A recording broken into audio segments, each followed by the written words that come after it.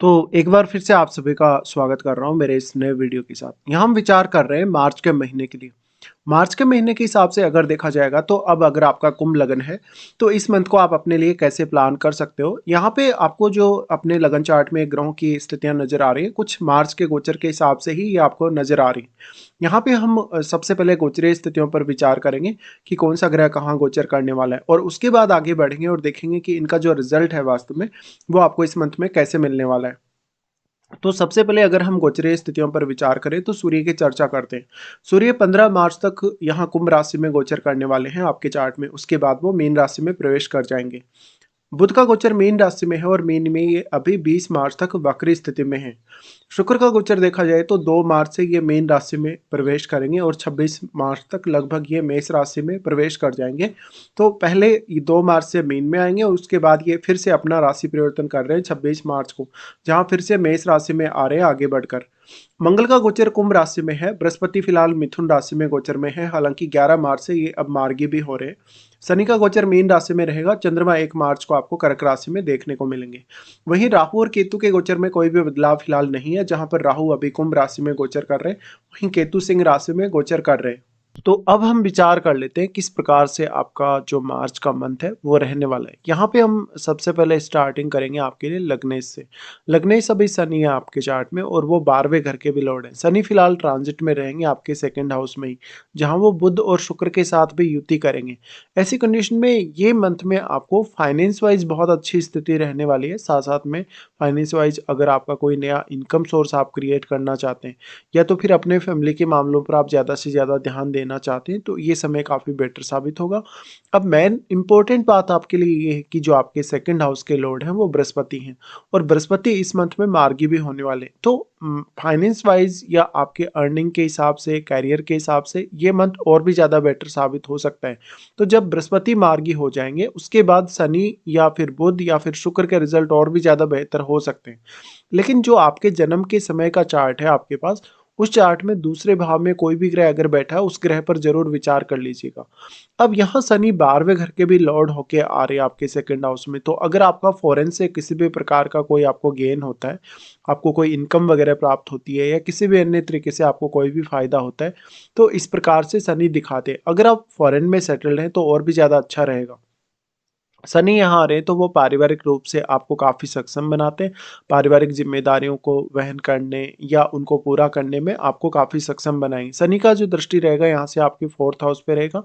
Fourth house पे दृष्टि है तो देखिए ये फैमिली और अपनी ओवरऑल जो डोमेस्टिक लाइफ है उसको लेकर जातक को काफ़ी सीरियस बनाएगा। साथ ही फोर्थ हाउस में बैठे हुए ग्रह को भी शनि यहाँ प्रभावित करेंगे। अब इम्पोर्टेंट इसलिए है शनि क्योंकि वो लग्नेश हैं आपके, और लग्नेश होने के साथ साथ 12वें घर के लॉर्ड हैं।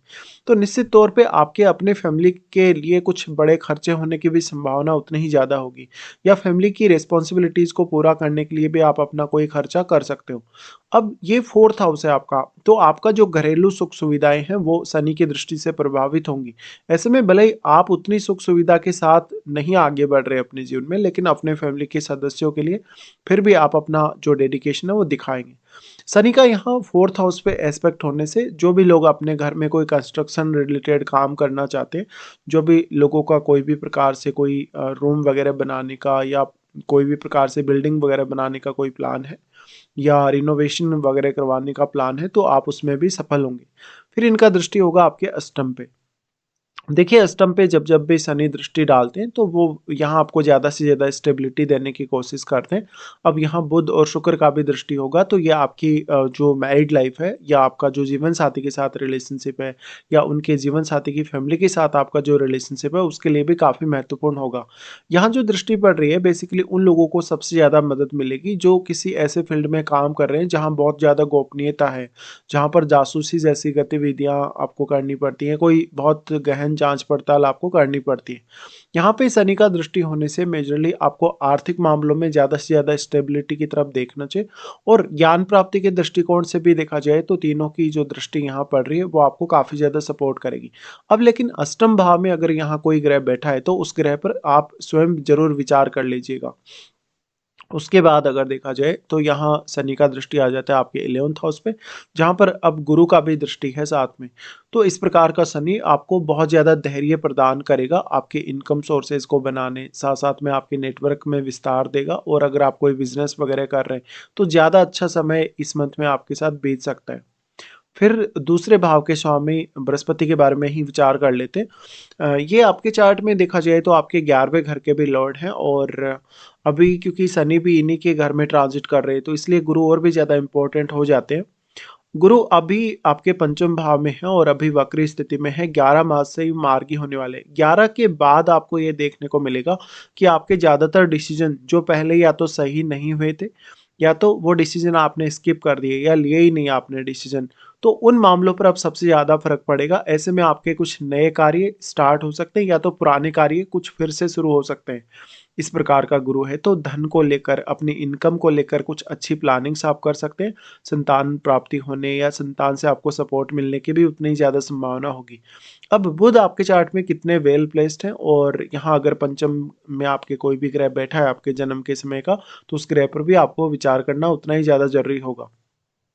यहाँ पे अब देखा जाए तो गुरु क्योंकि मार्गी हो रहे तो गुरु दूसरे घर के स्वामी और आपके 11th हाउस के लॉर्ड हैं, तो इससे आपका मान सम्मान बढ़ेगा, आपके लिए कुछ नए इनकम सोर्सेज बनेंगे। जो भी लोग लॉटरी सट्टा या शेयर मार्केट वगैरह से रिलेटेड काम करते हैं उन लोगों के लिए कुंभ लगन अगर आपका है तो सबसे ज़्यादा अच्छा समय आपके लिए बीतेगा। साथ साथ में हालांकि महादशा पर आप विचार अवश्य करें। गुरु का यहाँ से दृष्टि होगा नवम पर। नवम पर गुरु का दृष्टि होगा तो आपको अध्यात्म के साथ साथ आपके हायर स्टडीज में भी गुरु सपोर्ट करेंगे। विदेश आने, विदेश यात्रा करने, कोई आध्यात्मिक टूर करने के लिए भी गुरु का बेहद सपोर्ट रहेगा।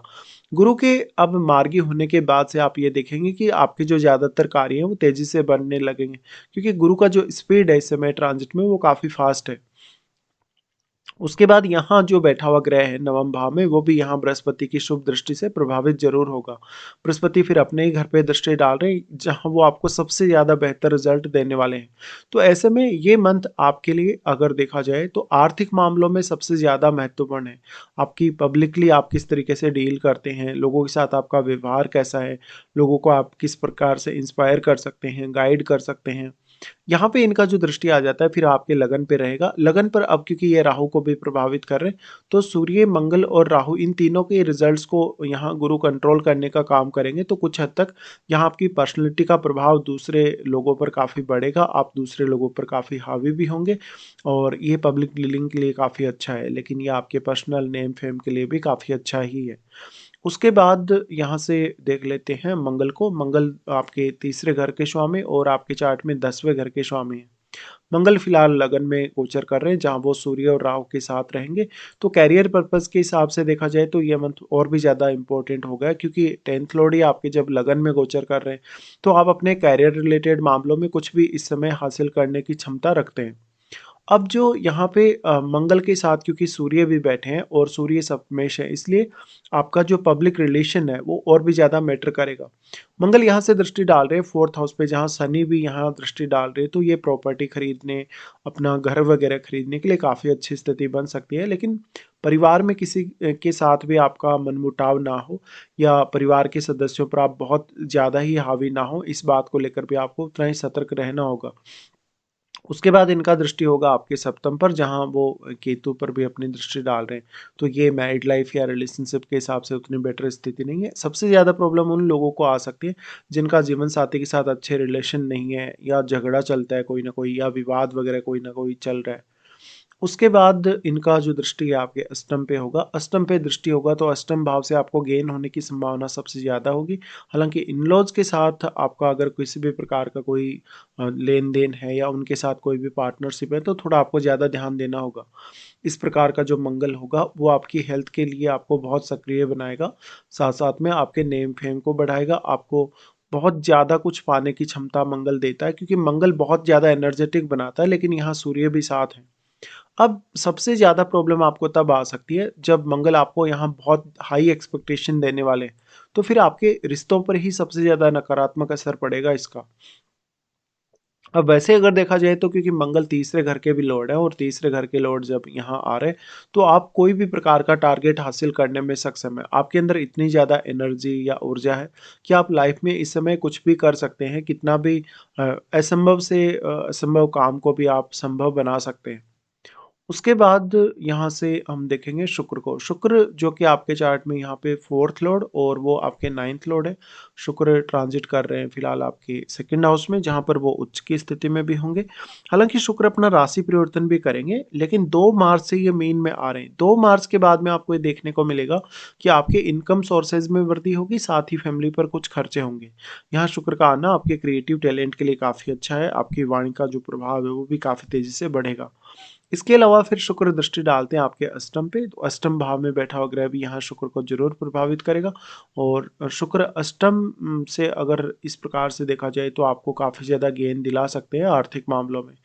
फिर शुक्र क्योंकि यहाँ वो आपके 4th लॉर्ड है और 9th लॉर्ड है, तो आपको आपके जो रहन सहन है, खान पान में अगर कोई भी बदलाव करना है वो इस समय आप कर सकते हैं।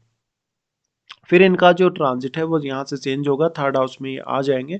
3rd हाउस में आना शुक्र का कहीं न कहीं आपकी थोड़ी कामुकता को बढ़ाएगा। आपके मैरिज और बाकी जो रिश्ते हैं उनमें बहुत ज़्यादा बेहतरीन स्थिति होगी। शुक्र 3rd हाउस में आ गए तो अब आपका मैरिज और आपका जो जीवन साथी है उसका आपकी जो डोमेस्टिक लाइफ़ है या आपकी ओवरऑल लाइफ़ में जो रोल है वो बहुत इम्पोर्टेंट हो जाएगा।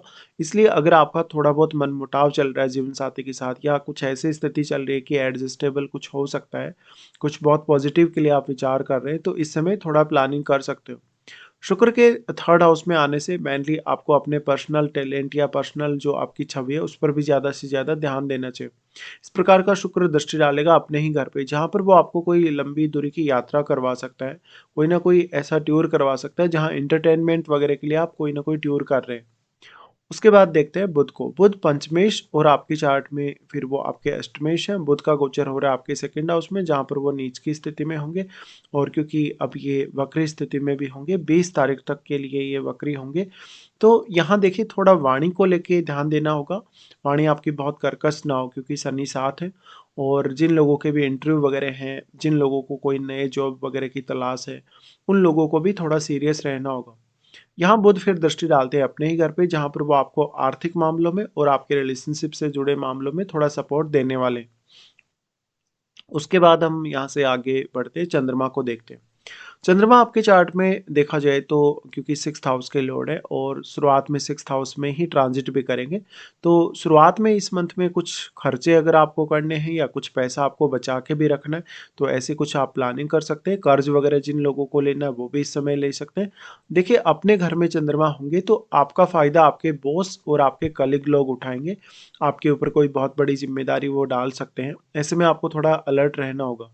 चंद्रमा उसके बाद मूव करेंगे आपके सप्तम भाव में, जहाँ पर वो आपको जीवन साथी से कुछ दिक्कतें ला सकते हैं क्योंकि 6th हाउस के लॉर्ड हैं और क्योंकि केतु के साथ युति करेंगे तो जीवन साथी के साथ थोड़ा-सा मनमुटाव होने की संभावना होगी या आप अपने जीवन साथी से बेहद असंतुष्टि प्रकट करेंगे किसी भी अन्य कार्य में। उसके बाद चंद्रमा आ रहे हैं आपके अष्टम में, जहाँ पर वो आपको आर्थिक रूप से हालाँकि गेन दे सकते हैं, लेकिन यहाँ पर आप में सैटिस्फैक्शन की कमी रहेगी और थोड़े आप पैसे वगैरह के लिए लालची हो सकते हैं और अपने रिलेशनशिप पे भी आपको ज़्यादा ध्यान देना होगा। अष्टम का चंद्रमा होगा तो थोड़ा स्ट्रेस या एंग्जायटी थोड़ा ज़्यादा क्रिएट करेगा। उसके बाद यहाँ देखते हैं सूर्य को। सूर्य आपके सप्तमेश है। सूर्य का ट्रांजिट अभी कुंभ में होगा, जहाँ वो मंगल और राहु के साथ रहेंगे। देखिए लगन का सूर्य है और लगन में ही मंगल भी पूरे महीने लगभग रहने वाले हैं। इसलिए 15 तारीख तक यानी लगभग 15 मार्च तक के लिए सूर्य की स्थिति को अगर आप लोग देखेंगे तो सूर्य यहाँ रहने वाले। अब क्योंकि वो सप्तमेश है तो जीवन साथी भी आपके ऊपर उतना ही ज़्यादा हावी होने की कोशिश करेगा और आप स्वयं भी जीवन साथी पर बहुत ज़्यादा हावी होने की कोशिश करेंगे। तो अब मैरिड लाइफ के लिए ये मंथ उतना अच्छा नहीं है, लेकिन आपका पब्लिक डीलिंग के लिए, पब्लिकली नेम फेम पाने के लिए, दूसरों से समर्थन पाने के लिए मंथ काफ़ी अच्छा साबित हो सकता है।